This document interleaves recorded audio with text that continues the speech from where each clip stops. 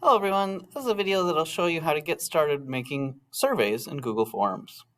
Remember, Google Forms is a software that creates surveys and quizzes, and it can be found by going to Google, finding your app launcher right up here, and it is the purple one, Google Forms.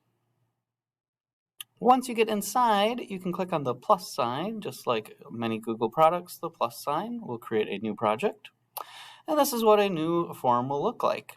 Now you can give your form a title right up here by clicking and typing in. I'm going to give this Mr. Young Survey. You could add more of a description by clicking right down here, but I don't feel the need for this. Down below, I can start my first question. To do that, you can just click in and you can start typing a question. Maybe you want to ask people, what is your favorite color? Or something else.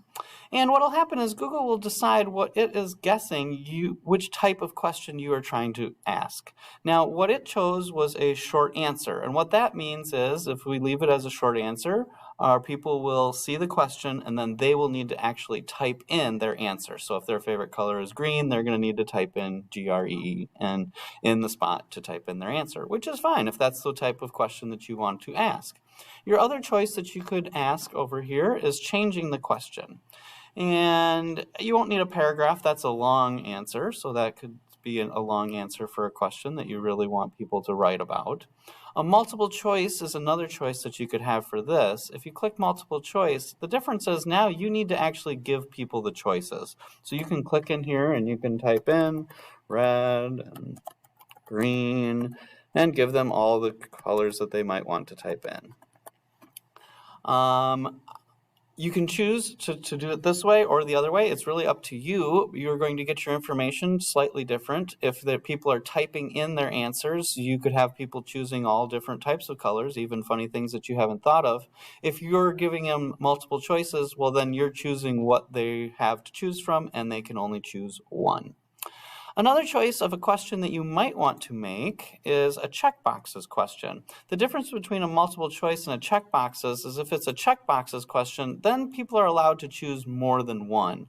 So maybe people have more than one color, and you want to give them the choice to choose which colors do you like. And now they can choose several colors that they like.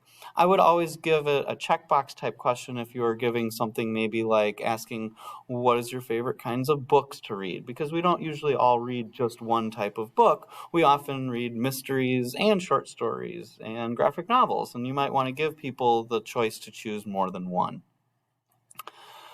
When you're done with a question and you're happy with it, you can choose to make it a required question or not. We are going to make these required questions by clicking on that toggle button over. And what that means is it will force people to answer all the questions. If somebody were to have skipped over it by accident and just missed it, before it'll allow them to click submit, it'll make people go back and answer all of the required questions.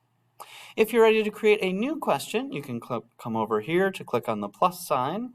It will give you a new blank question. You can start typing, or you can choose right away what type it is. I do want to show you the linear scale, which is a different type of question.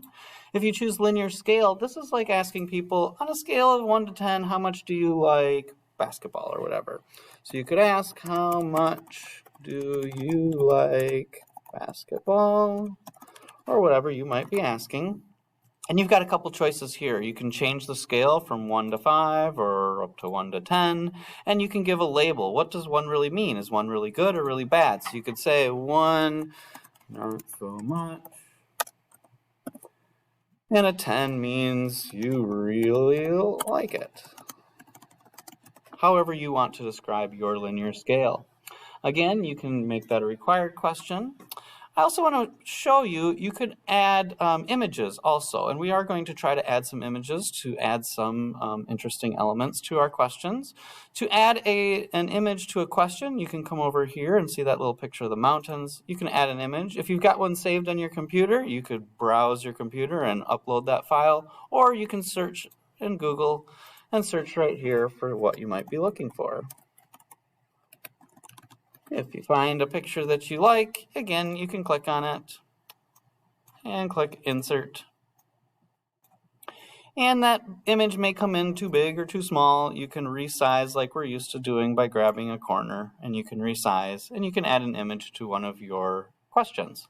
I also want to mention, if I go back up here to this question, you can actually even add an image to your choices as well. So like here under red, I could click right there on add image, and I don't know what I'm going to get if I just type in red, but I could just choose to click on an image and insert it so that it had that color or image that goes right along with it so people could see. Maybe you're giving this survey to young students that aren't able to read all of the words. You could give them a picture to go along, or just a picture that will help people choose. I've had students that ask, like, who is your favorite basketball player? And then they actually put in pictures of some of their favorite basketball players to choose from. The last thing that I want to show you is you can change the theme of a form. This is just how it looks. If you come up here, you see that little paint palette. You can click on that. You can choose a different color for your theme. You can see that change the whole thing to green. You can also choose an image to go with. You can choose one of your own or choose something that Google has already here for you. When you click on something and click insert, it'll be the big picture that comes in at the very top. Again, this just kind of changes how your form can look. The last thing that you'll need to do is get your link to share it. To do that, you can come up here to send, and we are going to send it from a link. So you can click on this link image right here. This is the big link that we're going to need, but you can click shorten, and it will shorten it down to a shorter link. You can click copy, and then you've got that link that you can share with anybody that you would like to. Again, I hope this helps you get started creating some great surveys. Have a great day, everyone.